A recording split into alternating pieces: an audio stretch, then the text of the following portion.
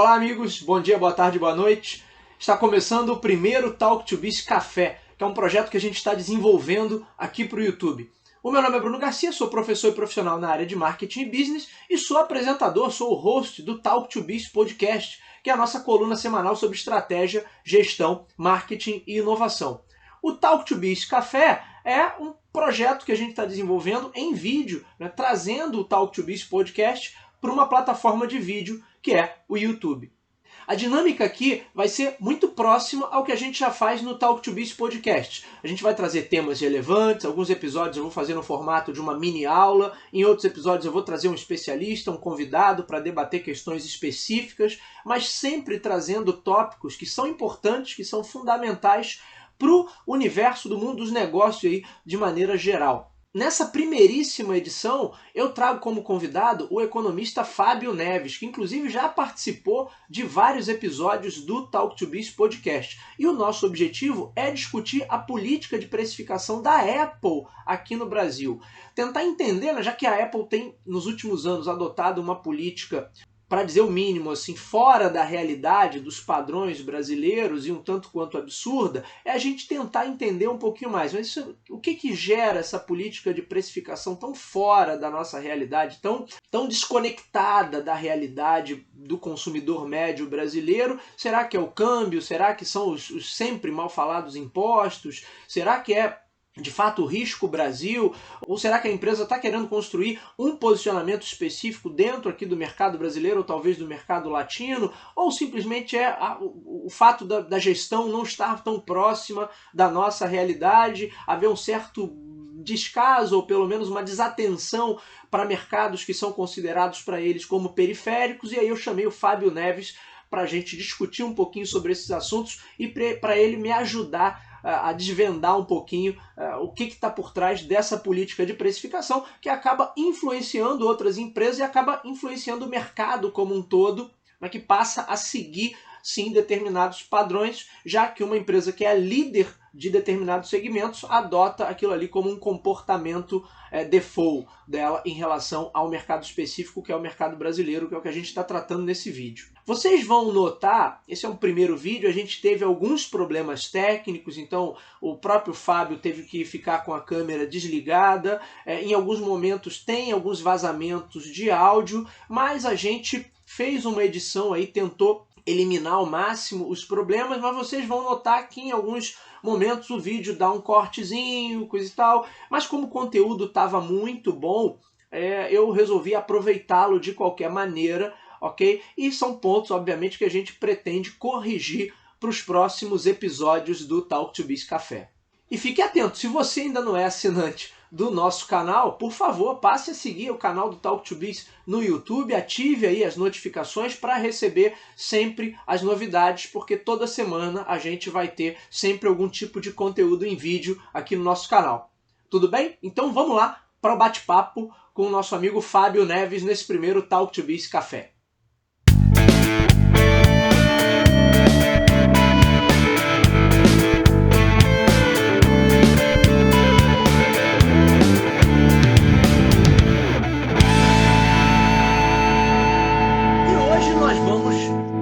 Mais uma vez, temas ligados aí à economia. Para isso, eu trouxe já um velho amigo da casa, que é o professor economista Fábio Neves, lá do canal Economia em Quadros e do programa Conexão Japeri, está aqui mais uma vez contribuindo com a gente. Fábio, seja muito bem-vindo ao Talk to Biz mais uma vez. Com certeza é um prazer enorme estar compartilhando com vocês aí um pouco do meu conhecimento em economia, cotidiano, e também aprendendo com você, Bruno, aprendendo com as questões que você traz, e com certeza nos comentários que você tem de retorno do seu belo canal aí de podcast.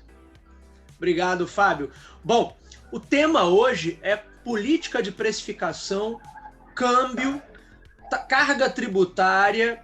E aí você chega a alguns preços que são praticados por aqui de uma maneira bastante absurda. Então, nosso tema hoje é esse: precificação, taxa de câmbio, carga tributária e posicionamento e estratégia empresarial.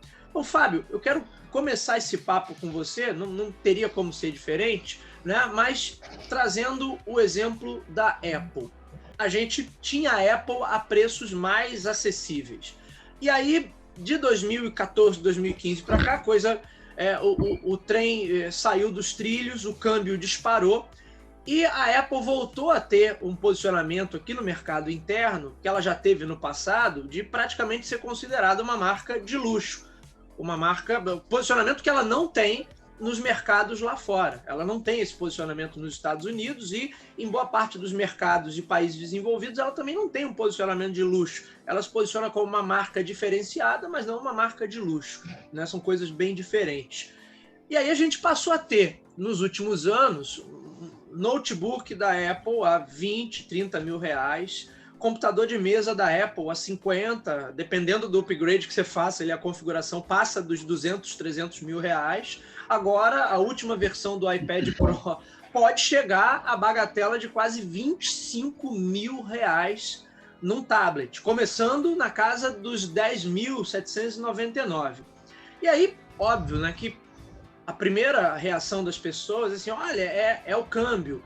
Sempre foi também um argumento muito comum aqui no discurso dentro do território nacional, de que, olha, isso aqui está muito caro, é por conta da carga tributária, né? Então a carga tributária sempre levou esse mérito. Eu lembro que quando a Sony lançou o PlayStation 4, há quase 10 anos atrás, eu tinha já o podcast naquela época, a gente fez uma primeira temporada e depois parou, e a Sony tinha lançado o PlayStation também a um valor absurdo, e a gente até brincou com isso, a capa do podcast era um PlayStation 4 folheado a ouro.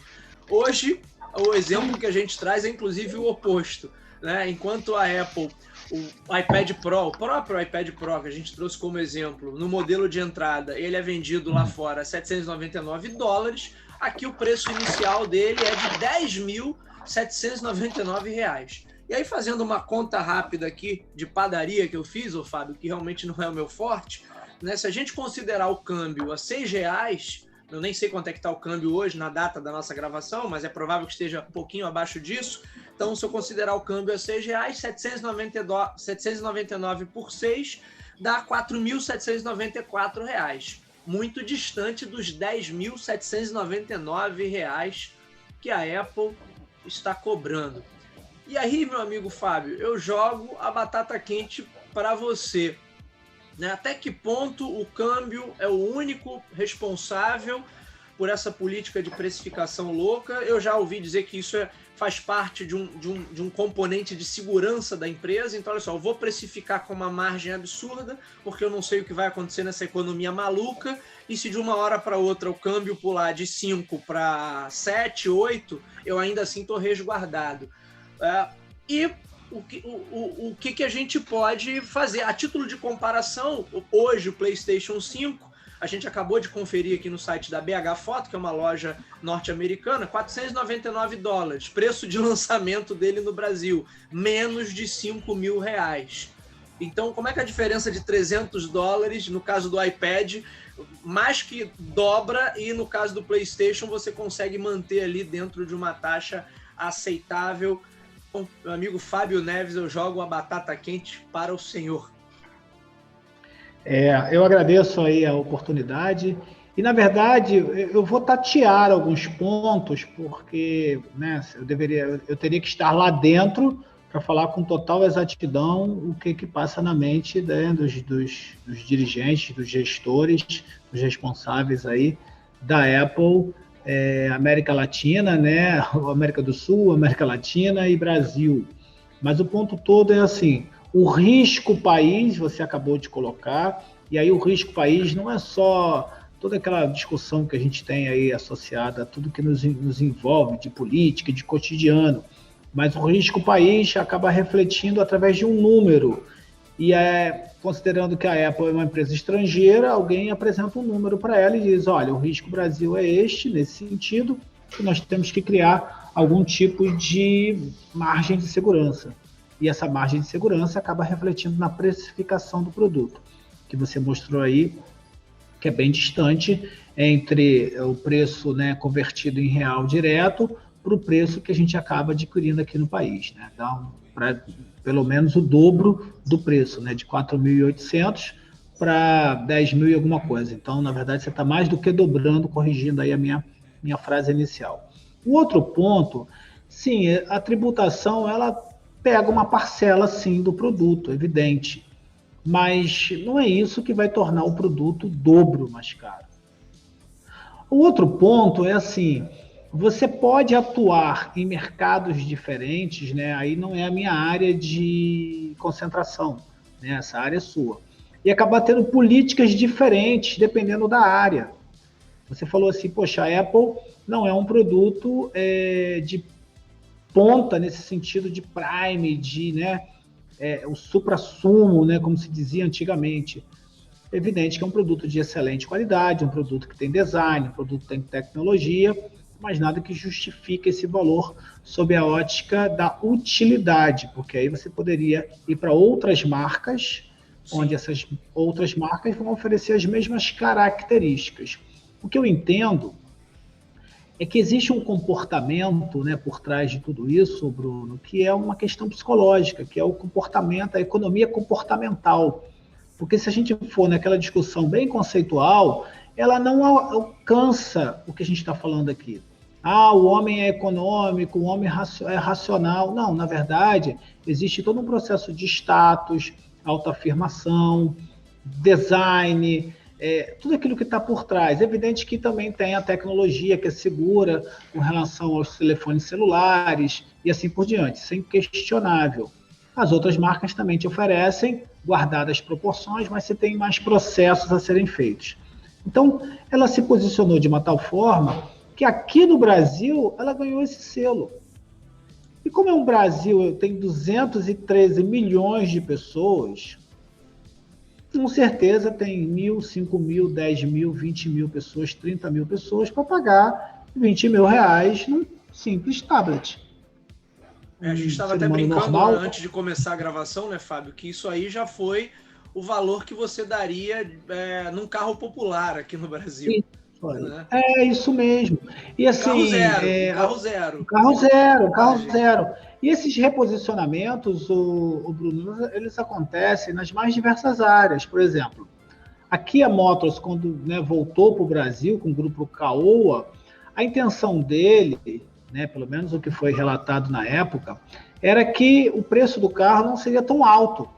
Só que ele começou a ter uma procura tão significativa e as pessoas começaram a apropriar, né, um valor que é muito mais do que a qualidade, muito mais do que as características técnicas do produto, que o fez se posicionar numa precificação mais elevada.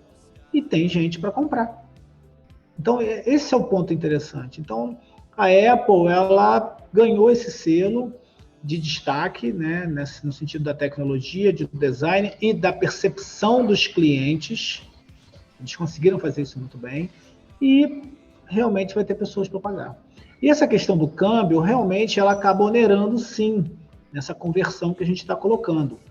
Mas o vilão disso tudo, na verdade, é assim, o câmbio adiciona, a tributação adiciona, mas tem uma outra coisa. A Apple não está aqui, né, por uma questão humanitária. A Apple tem que remeter lucro para a matriz. Então, sim, existe aqui um gestor que no final da operação financeira, da operação, né, produtiva dela, de venda, na verdade, dessa operação de serviços, de venda, ela vai remeter esse lucro para a matriz, e quando ela remete esse lucro para a matriz, entra esse componente que você destacou, que é o risco Brasil com relação ao câmbio. Então, quando eu for remeter lucro para a matriz, aí eu vou estar pensando numa conversão de real para dólar. Se cada vez mais o real está fraco, significa que eu estou remetendo menos lucro para a matriz. Eu não estou na matriz, mas com certeza a matriz estabelece metas para receber de volta o investimento que ela realizou aqui no Brasil.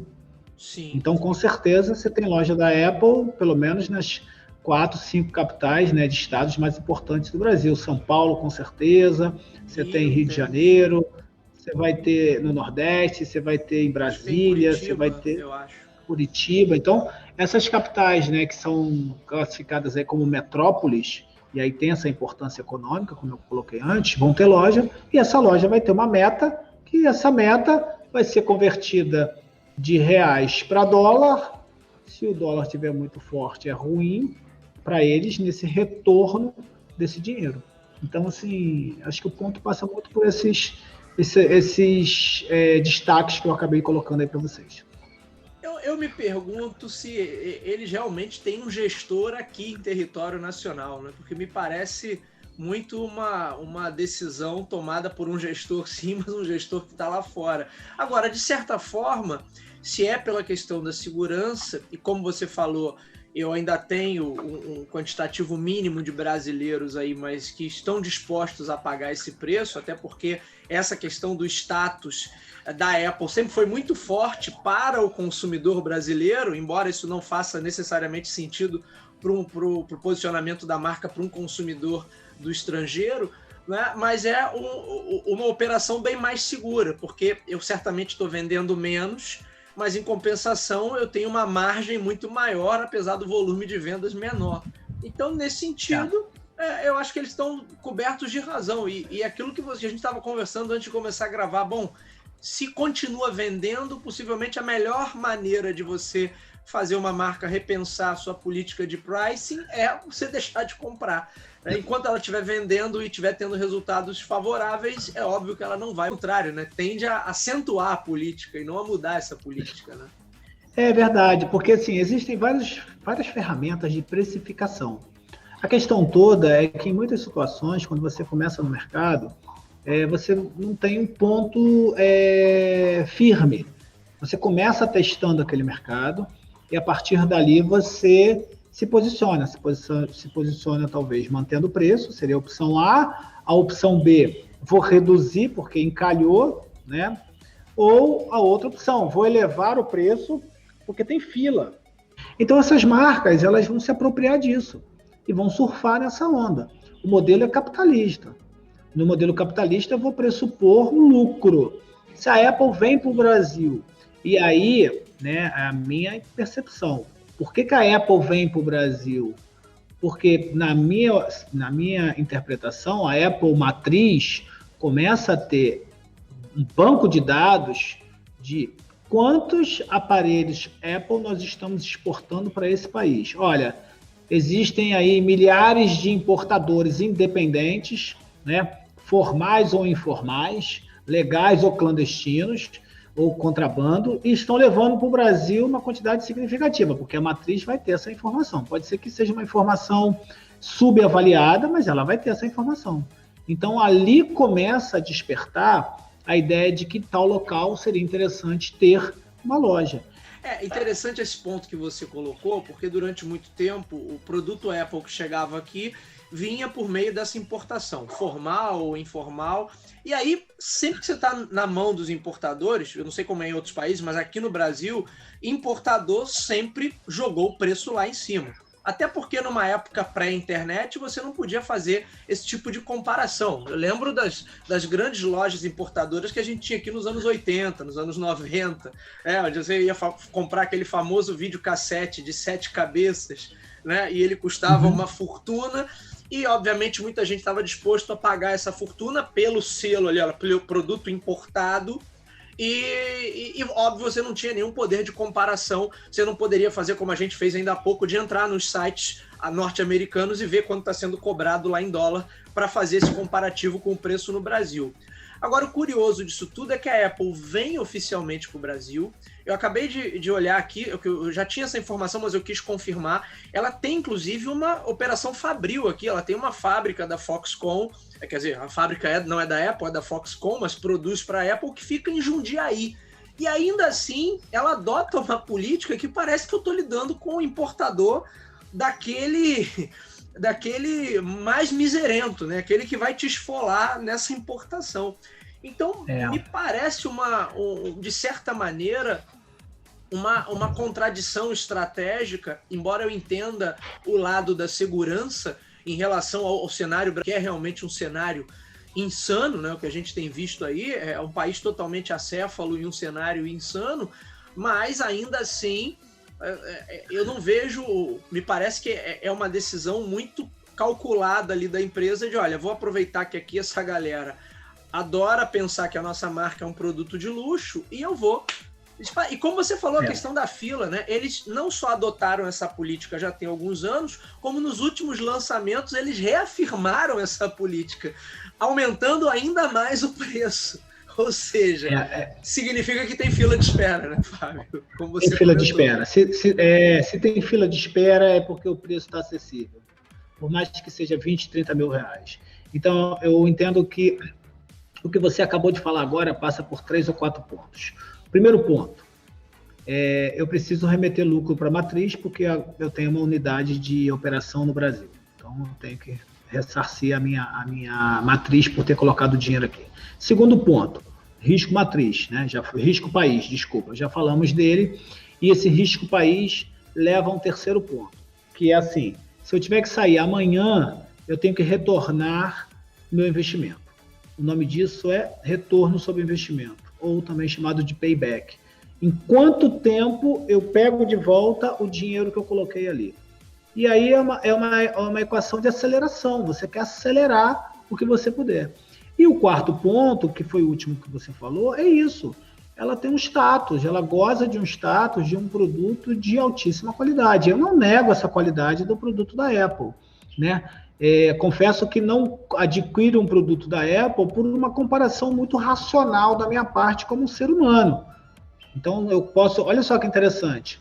Eu posso pegar nessa minha cesta de consumo, né, já que estamos falando de alguns pontos associados à economia, e nessa cesta de consumo eu tenho a opção A, comprar um aparelho que custa 10 mil reais, um telefone celular da Apple. Ou opção B, eu compro um celular, né, de outra marca, por 3 mil, por exemplo.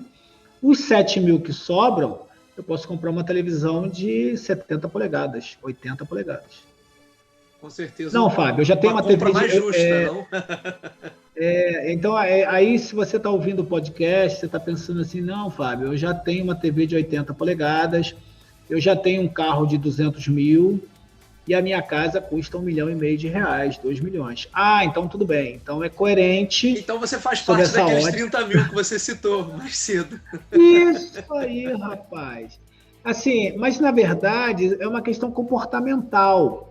O ser humano, ele não é só essa questão que a gente explica aqui, né, econômica, do marketing, tem toda uma questão psicológica por trás, que é assim, poxa, eu sempre quis ter aquele aparelho, então eu vou lá, me empenho e parcelo em 12, 15 vezes, 18 vezes aquele aparelho de 10 mil reais, de 20 mil, mas todo o meu entorno, né, precisa ser melhorado, a minha renda não comporta isso, mas eu vou lá e parcelo. O meu carro custa 5 mil reais, mas eu tenho um celular que custa 10 mil. É uma escolha que a pessoa fez, é a prioridade da vida dela, sabe? Então esse é um ponto interessante. É o famoso consumo aspiracional, Fábio. Consumo aspiracional, que é algo muito potente aqui no Brasil, um país que sempre foi muito desigual e muito pobre, né? Então é realmente um impacto psicológico muito grande e que uma marca como a Apple parece saber explorar isso muito bem por aqui. Repetindo, né? Embora ela não adote esse mesmo posicionamento nos seus mercados principais. Seja um posicionamento bem diferente. O ponto que fica é assim, né? Tá vendendo? Tem fila? Então pode comprar mais caro. Vamos subir o preço, né? Para que diminuir? Se está funcionando do jeito que está, faz o menor sentido. Vai atender, né? Com certeza, você não vai atender a todos. Você vai ficar ali, porque existe um limite. Existe um limite nessa capacidade de atendimento. Então, essa fábrica de Jundiaí, com certeza, ela tem uma capacidade instalada para atender tantos mil. E pior, se ela começa a baixar muito o preço, começa a mostrar para as pessoas de alto padrão aquisitivo, né, alta renda, que aquele produto todo mundo tem. E existe, né, eu não sei o nome exato desse conceito, tá, o Bruno? O marketing com certeza deve explicar isso aí bem. Essa associação, o conceito de que justifica que preço e qualidade são coisas que andam juntas. Então, quanto maior o preço, maior a qualidade no imaginário das pessoas. Você concorda que existe isso? Assim? Essa é uma percepção, na verdade, do senso comum. Mas essa é uma percepção muito equivocada, porque, na verdade, no marketing existe algo que é o posicionamento. Então, para quem você direciona aquele produto, a oferta ela não é mais cara só por ser tecnicamente ou materialmente superior. Ela muitas vezes é mais cara no sentido de fato, atender a uma parcela mais restrita da população e se tornar algo mais exclusivo. Então, é uma questão para qual público também você está direcionando. Não estou dizendo com isso que simplesmente se aumenta o preço das coisas. É óbvio que você pegar marcas de qualidade, como a própria Apple, uma marca que realmente traz muita qualidade, é óbvio que o produto é bom.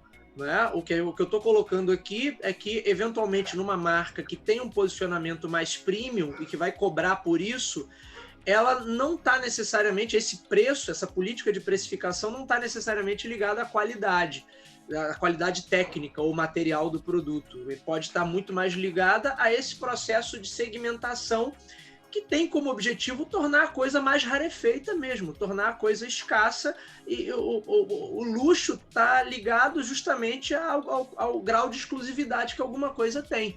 Então, tecnicamente, quando eu pego um produto de luxo, e aí pegando um computador, se um computador médio custa na casa de R$5.000, eu posso ter um computador na casa dos 30 mil, eu estou multiplicando por várias vezes esse valor. Será que eu tenho multiplicado a capacidade técnica dele também? Certamente não. Nesse caso, não. É muito mais uma questão de contexto da venda do que qualidade técnica ou qualidade material da oferta propriamente, né? Mas eu não sei se tem um termo específico para isso. Eu realmente não me lembro agora de um termo específico para isso. Talvez exista, certamente deve existir. Falando um pouquinho aí, bem rápido, né, da minha atividade profissional, eu trabalho como analista econômico de projetos de óleo e gás, entre uma das minhas atividades profissionais. E quando você compra um computador de 30 a 40 de uma empresa de petróleo, você chama isso de estação de trabalho. Aquela estação de trabalho é para prever comportamento de reservatório. Então, a Dell vende um computador que custa R$50.000 para uma empresa de petróleo, seja Repsol, seja Shell, seja Petrobras, mas aquele ali é quase que um pequeno supercomputador para fazer previsão de produção de petróleo. Sim. Ou essa mesma máquina também, ela faz previsão de meteorologia, de comportamento, chamada de simulação numérica, mas você percebe que aquela máquina, ela carrega tanta utilidade nela que ela justifica custar 40, 50 mil reais. Sim, ela aí você realmente tem a questão da qualidade técnica ali, da capacidade técnica do produto, né? Que não era o caso que a gente estava tratando até agora. E, por fim, né, vou falar de novo, se tem fila, por que eu vou vender o mesmo preço? Eu vou subir o preço. É o princípio básico da precificação. Quando eu dou aula de precificação de produtos, e aí eu falo para o aluno, olha, as técnicas são estas, estas, estas e estas. E se no final você aplicar todo esse conhecimento, né, todo esse ferramental técnico, tiver fila na porta, rapaz, pode levar o preço porque todo esse ferramental não foi suficiente para que você pudesse achar o ponto exato para praticar o seu preço. Então, sobe um pouquinho o preço que vai ter mais gente para comprar. No geral, o nome disso é inflação, mas o sistema é capitalista, não tem jeito, né? Falou mais cedo da questão automotiva, né? Kia. E essa questão automotiva sempre foi um ponto aqui no Brasil. Eu lembro de uma matéria da Exame, há alguns anos atrás, há uns bons anos, falando assim, o Toyota Corolla, que é fabricado aqui no Brasil, vai para o México e é vendido lá no México pela metade do preço. E aí, né, quando não é o câmbio, é a famosa carga tributária. E aí, de novo, será que a gente poderia tratar como uma questão muito semelhante? Né? A indústria já se acostumou a trabalhar em determinado patamar. A gente sabe que a carga tributária é alta, não estou negando isso, nem você, com certeza, mas a indústria já se acostumou a trabalhar em determinado patamar e não há nada que a convença a trabalhar num patamar inferior. Pelo contrário, apesar de toda a crise, apesar de todo o cenário recessivo dos últimos anos, preços de automóveis só aumentaram, só subiram, Fábio. E aí, o que a gente poderia traçar um paralelo, já que a gente estava falando de tecnologia, setor automotivo é também um setor, apesar de ser fabricado muita coisa no Brasil, onde a gente paga o markup aí absurdo, né, para ter um carro, para ter um veículo 0 km. É verdade, assim, já desmistificaram essa questão do tributo, já pegaram o carro americano e o carro brasileiro, pode ser o Corolla da Toyota, pode ser o New Civic da Honda, são carros que são vendidos aí, guardada aí a semelhança muito próxima entre o Brasil e os Estados Unidos, limparam os tributos e limparam outros valores associados e viram que o carro lá custa pelo menos 50% a 40% do valor do carro aqui. E aí é o markup, é a margem de lucro estabelecida.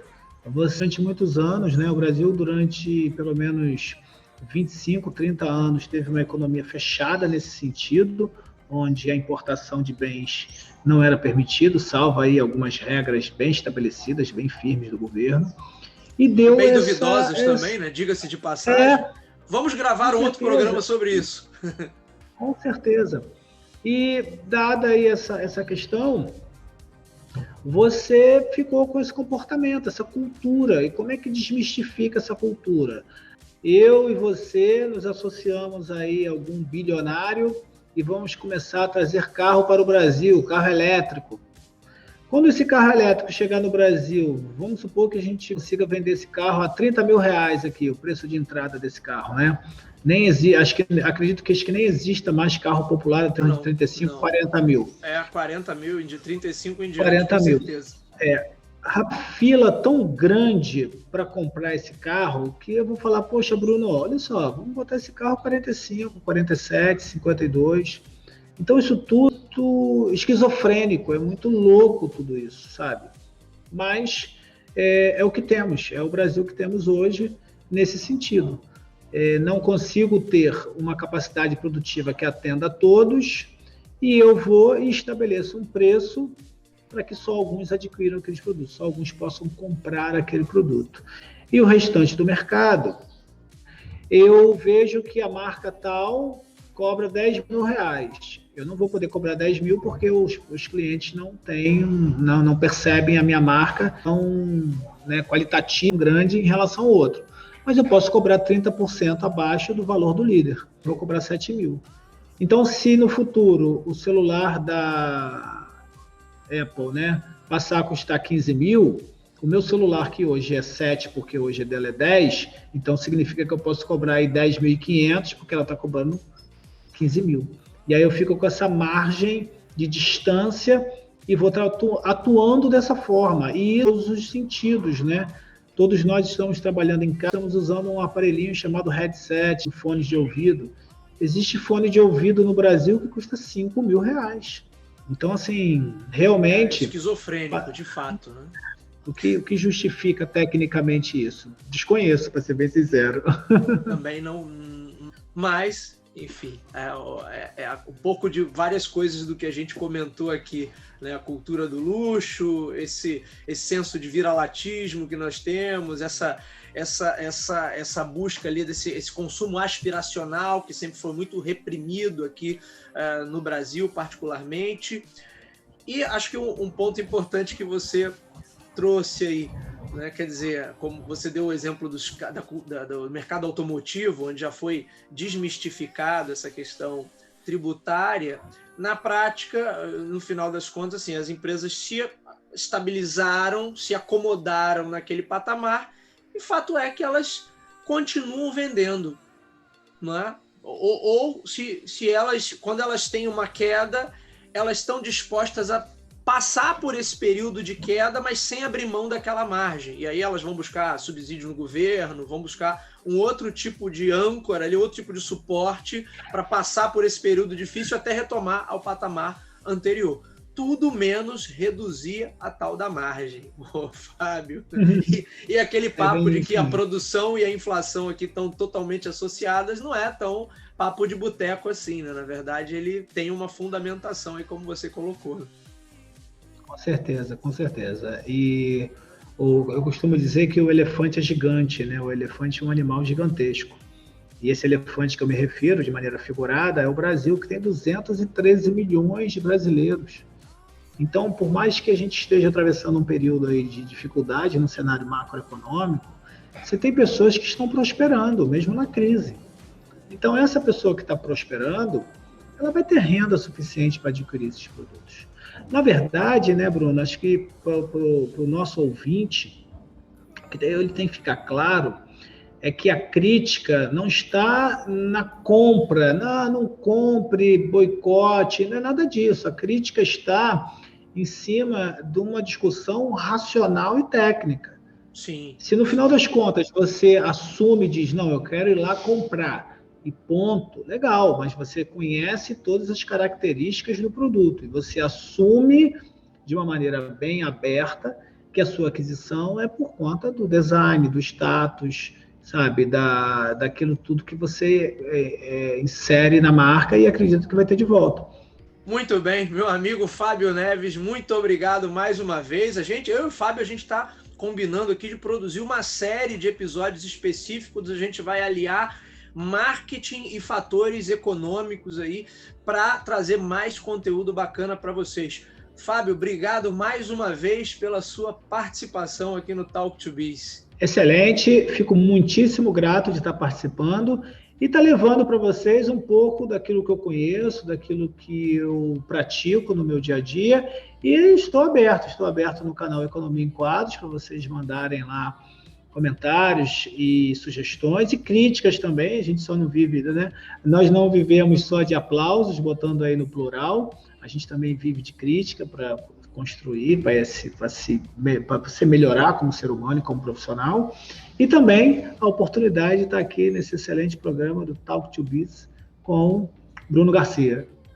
Grande Fábio, valeu. Muito bem, senhores, esse foi o Talk to Biz de hoje. Sempre importante, se você curte o nosso conteúdo, acompanha o nosso trabalho, por favor, recomende, compartilhe, vamos atuar aí nessa corrente do bem para compartilhar bom conhecimento, bom conteúdo sobre marketing, sobre economia, sobre gestão, sobre inovação e outros temas que a gente trata aqui no Talk to Biz, sempre trazendo convidados muito qualificados, de primeira linha, aqui para contribuir com a gente. Então vamos manter aí essa corrente para compartilhar bom conhecimento. É isso, meus amigos, hoje eu fico por aqui, nos vemos na próxima semana, um abraço a todos, tchau!